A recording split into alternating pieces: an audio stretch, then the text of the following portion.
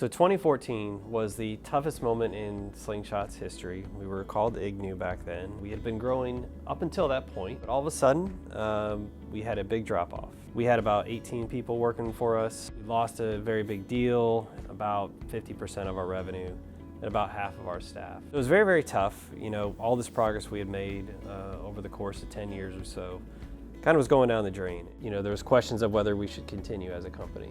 We had a great team. We were not responding to the market the way we should have. What we were offering didn't resonate anymore. It had for a while, but things changed. So at that point, I bought out my business partner. I had to let some more people go. We had to get to a spot back where we were cash flow positive, so we could operate as a business. And then did a lot of thinking, a lot of searching. We had been, up to that point, really a software development company only. We wrote custom software for people. We used one programming language.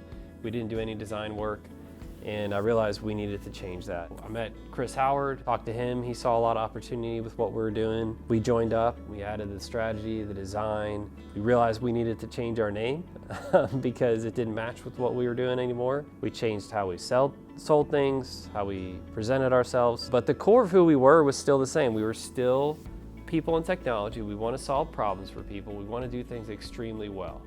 But we realized we had to be an end-to-end provider. We had to be able to solve all the problems that come with software in order to really offer an impactful solution for our clients. Once we enacted all those changes, we started to grow again. And in fact, today, I'm happy to say, when we were at our highest point back then, we're at least 4 times that size now. We've gotten past that extremely low point, and we've made it to where we are today.